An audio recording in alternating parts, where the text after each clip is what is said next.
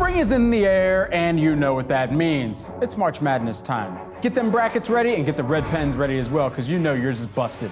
This year, after the game of his life, Jack Golke of Hillsdale College capitalized on his growing spotlight to thank not only his coach and also his team, but also TurboTax.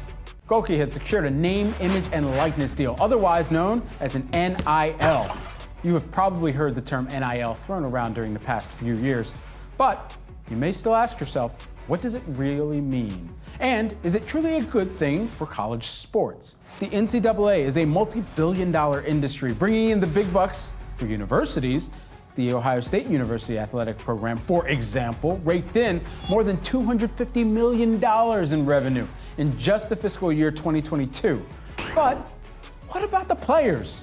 In recent years, they've refused to sit on the sidelines in silence. In 2021, the Supreme Court ruled on the side of the players in the NCAA v. Alston, stating that universities are not exempt from antitrust laws.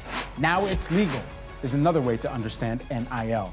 It is now legal for college athletes to monetize their rising star power, and the spotlight is never bigger than during March Madness. These students are now bringing in more money than ever before. USC freshman basketball player Bronny James, son of King James, LeBron James, worth an estimated $5.9 million. Iowa University's Caitlin Clark and LSU's Angel Reese earned $3.1 million and $1.8 million, respectively. And NIL, it's got two separate markets that you need to know about. The first is largely brand deals. Athletes are paid to promote content or products on their social media channels. The second market involved in this new NIL system are donor-funded groups called collectives.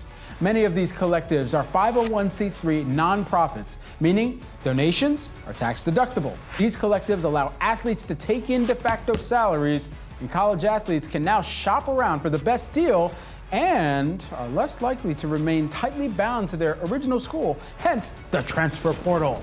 Although this allows players more agency, the question remains, has it turned college sports or the NCAA into a mini NBA or professional level? We'll continue to be on the lookout for the domino effect NIL has throughout the financial landscape of college sports, right here on Yahoo Finance.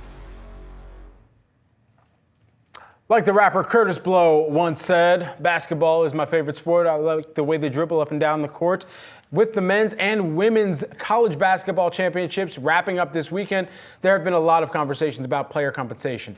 I had the opportunity to chat with former NBA star and current proud college athlete dad, Jamal Mashburn, about what he teaches his son about his own wealth and managing his financial future. Check it out. First thing I chatted with my son about in any potential NIL deal is taxes. You know, we got to pay taxes. How do we allocate that money for taxes? And then how do we allocate money for saving? And then how do we allocate money for charitable giving? You know, so that's how I kind of go about it. And then what do you want to live on at the end of the day? So, you know, I use the opportunity for NIL to really talk to kids about finance. And I think that's a conversation that is not necessarily had in certain households, or some people may be uneducated about finance. Or you get in front of a financial planner, at least you know, have insight, and you can ask the right question. You know, so that's how I approach it. I look at NIL as an opportunities for these young men and women to really get involved in finance and how they take care of themselves. So we can no longer hear the stories of back in the day where professional athletes went broke. You know, so I think NIL can help with that. I mean, you'll have some missteps along the way and different things like that, but I just hope they approach investing, taxes, and finance and savings in a different way, because now they're intimately connected. You know, it's no longer a pipe dream.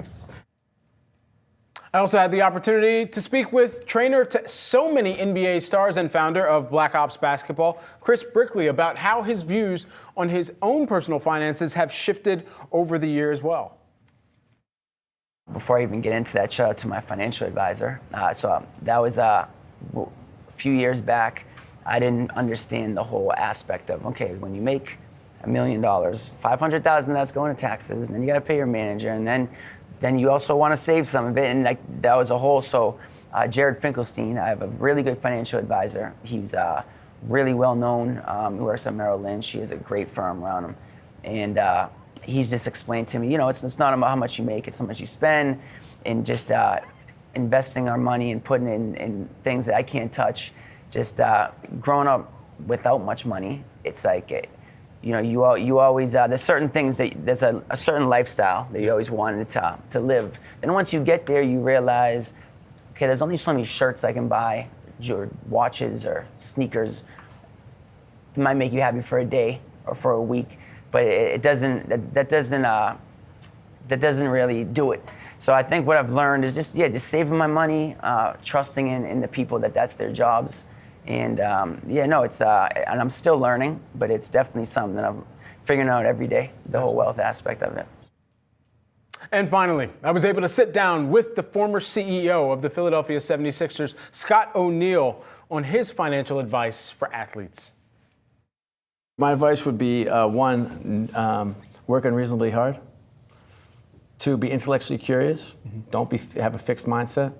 And three, be an extraordinary teammate. And I don't mean often on the pitch or on the court or on the field.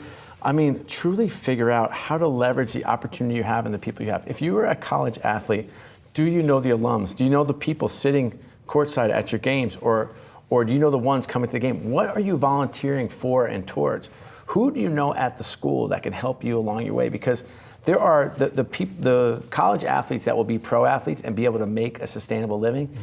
It's probably 0.1% or 0.01%.